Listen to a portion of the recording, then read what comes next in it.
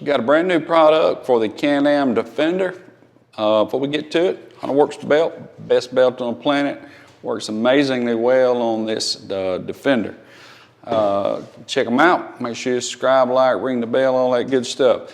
Can-Am Defender Dalton Clutch kit. And the thumbnail said it all. Wakes it up. A nice performance increase. We have a 21 limited regular cab, air conditioned, whole thing. Myself and Hunter, we're both a little over 200 pounds in it. It's very lethargic. Was much happier with performance out of our 17 Ranger 1000 as far as throttle response goes than this model. So Dalton came out with a new kit for the 20 and newer models. It was a test kit, and so we got it in ours, and holy cow, it really woke it up. Our shift phase RPM was 5,700-ish, and it went up to 6,100.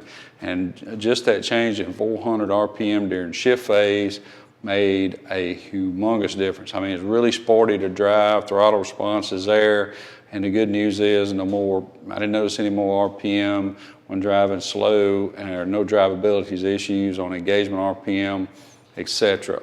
All of that is amazing. This is actually one of my favorite kits we've ever done, or transitions. You know, when you got a bone stock vehicle, you usually don't get a whole lot out of it, but it does on this limited. You know, the normal reasons for any kits are larger tires, high elevation, sand, etc., any kind of increased load over stock that drops your shift phase RPM. So there's two kits available, 16 through 19, 20 and newer.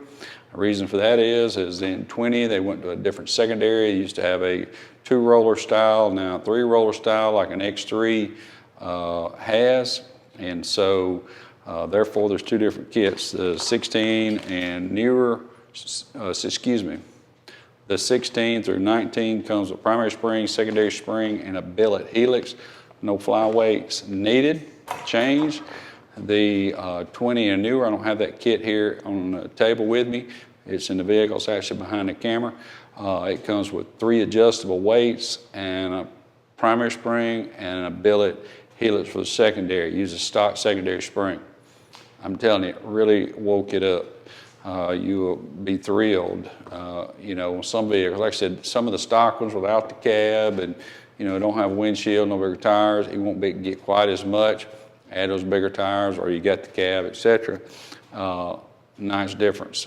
Like I said, we've just really been impressed with this kit and waking it up. It just normally doesn't happen when you got a bump stop vehicle putting a kit in. So anyway, check them out on the website. Like I said, it'll be listed 2 different kits there.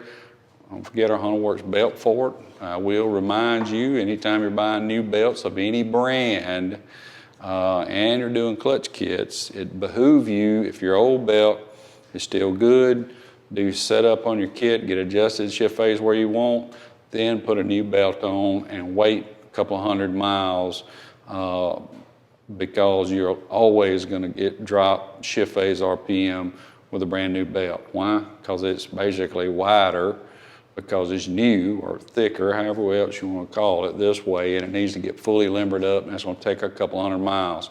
So don't adjust a clutch kit on a brand new belt, because it is going to change on you.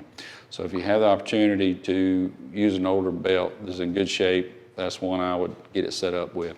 Got any tech questions? Email me, Todd@hunterworks.com. Not a big need in trying to call. It's so hard to get through. That we can help you, let us know.